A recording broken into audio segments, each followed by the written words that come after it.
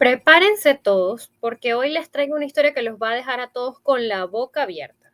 Donald Trump, ese personaje que siempre anda con amenazas y bravatas, dijo que iba a pulverizar Irán. Pero, ¿qué pasó? Los gigantes B-2 regresaron a casa sin una sola bomba. Sí, sin disparar ni una sola bomba. La verdad es que Estados Unidos ya sabe que una guerra con Teherán sería su fin en Medio Oriente. Irán no es cualquier país y no es cualquier país. Tiene misiles que pueden destruir bases estadounidenses en segundos, como ya demostraron en 2020 cuando atacaron Ain al-Assad tras el asesinato del general Soleimani. Y mientras Trump lanzaba amenazas, el eje de resistencia se preparaba para convertir cualquier ataque en un infierno regional. Para Israel, esto fue otra derrota más en su lista, sumándose a su debacle con Trump, negociando con Arabia Saudita un acuerdo nuclear que los deja más vulnerables que nunca. ¿Cómo fue que Trump, que ladraba fuerte, terminó con los dientes de leche? ¿Qué detalles hay detrás de todo esto? Quédense porque esto se pone interesante y para profundizar en ello hemos preparado un material muy especialmente para ustedes que me permito leer a continuación. Con un silencio que grita más que 1000 palabras, los 3 bombarderos B-2A Spirit regresaron a Estados Unidos y prometieron que iban a arrasar con Irán, pero no lanzaron ni una sola bomba. Solo quedó en el eco de una amenaza que no se cumplió y un mensaje claro. Estados Unidos no está preparado para una guerra contra Irán.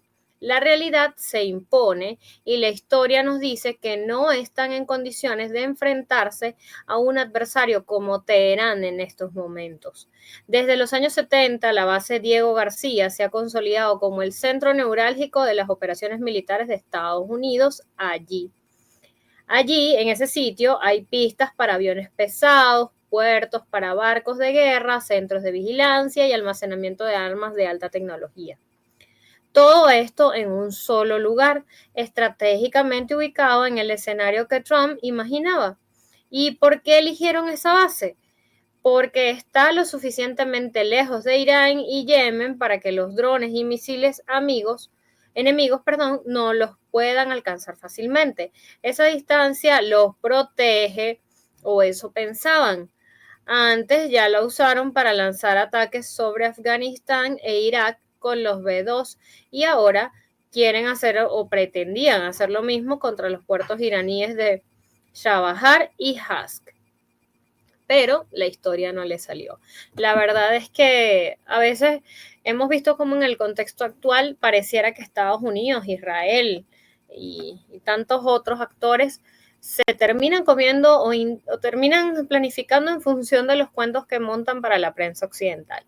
Es decir, desde la prensa occidental se ha intentado posicionar, entre otras cosas, que Irán no posee mayores potencialidades en términos militares, cosa que no es real. Pareciera que hubiesen planificado a partir de estas matrices que imponen mediáticamente y no desde las realidades fácticas y comprobables. Pero sigamos con el resto del material, porque Irán no se quedó callado. Lo dejó muy claro a Trump que decide usar la fuerza. Diego García sería su principal objetivo. Y no solo eso, también amenazaron con destruir otros puntos estratégicos de Estados Unidos en Medio Oriente. No fue una amenaza de papel.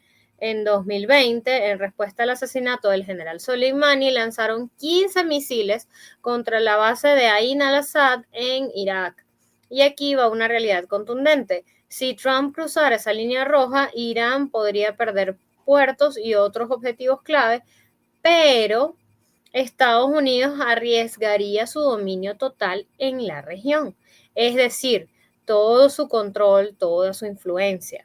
Un juego donde la balanza no está a favor en este momento de Estados Unidos. Se calcula que Estados Unidos tiene bases militares en al menos 19 lugares en países como Irak, Israel, Arabia Saudí, Egipto, Bahrein, Emiratos Árabes, Siria, Jordania, Grecia y Qatar.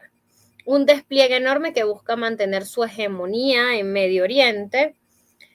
Además, el Pentágono usa grandes bases en Djibouti y Turquía, que facilitan sus operaciones en la región. Allí hay entre 12.000 y 15.000 soldados, sin contar a los que están en operación resolución inherente. Todo un ejército en movimiento para mantener el control. Y recordemos que este mismo repaso por las bases y la cantidad de personal que existe en la región lo hizo Irán en su momento, luego de que viniera Trump con estas amenazas acaloradas. Ellos mismos hicieron un recuento de las bases que tenía Estados Unidos en la región, de la cantidad de oficiales que tenía Estados Unidos en la región y sus posibilidades de atacar estos puntos. Pero no conforme con esto, también hicieron una seria advertencia a quienes se prestaran de los países de la región para ser punta de lanza en estos ataques, es decir, prestar su apoyo en términos de cielo, en términos de suelo, en términos de equipos militares a Estados Unidos para llevar a cabo estos ataques. Entonces, no estamos hablando de un jugador menor ni de una amenaza menor y ya Estados Unidos lo va viendo. Pero sigamos con el resto del material, porque el gobierno iraní ya tiene en sus radares estos sitios, y ellos lo dijeron. Saben exactamente cuáles son las bases y cómo atacarlas si la situación se vuelve crítica. Para Teherán, destruir esos puntos sería acabar con la presencia estadounidense en la región, y quien perdería más en el conflicto, la respuesta es clara: Estados Unidos. Varios expertos advierten que en un conflicto con Irán sería un suicidio para Estados Unidos. Solo hay que mirar el caso de Yemen y cómo Trump salió con el rabo entre las piernas. La historia reciente nos muestra que Estados Unidos no ha ganado ninguna guerra contra las advertencias de Irán. Irán lo sabe. Trump también lo sabe. Por eso, en algún momento aceptó bajar el tono y sentarse a dialogar, aunque solo sea estrategia. La tensión entre ambos países ha bajado un poco, pero la herida de Estados Unidos en Medio Oriente ya está abierta y las negociaciones siguen, aunque sin un acuerdo final. Washington y Teherán han realizado varias rondas indirectas, y aunque no hay resultados concretos, la tensión ha bajado un poco, pero no la desesperanza. La historia dice que la paz llega más tarde que temprano y que las amenazas solo sirven para retrasar lo inevitable. Algunos analistas consideran que el regreso de los bombarderos de Medio Oriente por parte de Trump fue otro fracaso diplomático. Él, que prometió ser un pacificador para ganar un Nobel de la Paz, imagínense ustedes, ahora vuelve a la carga con amenazas que no llevan a ningún lado. Así, el escenario se repite. La historia nos enseña que atacar a Irán no solo sería un error, sino un movimiento suicida.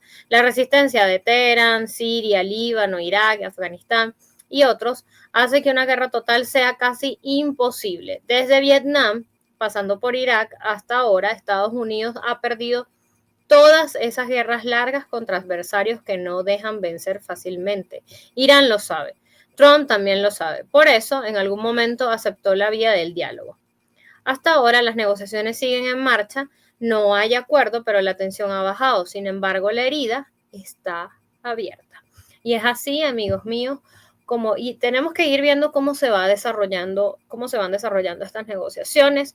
El contexto está bastante movido en lo que a Medio Oriente se refiere. Recordemos que Donald Trump está en una gira por el Golfo Pérsico, donde ha tocado actores importantes. Ojo, que también esta gira va muy vinculada más bien a pedir recursos que otra cosa, pero por supuesto ya cada uno de estos países pedirán algo a cambio. Bien, amigas y amigas, hasta aquí llegamos con este material. Mi nombre es Nancy Vargas Pérez y los invito a que nos dejen sus comentarios, a que compartan los contenidos y por supuesto a que nos veamos en una próxima oportunidad.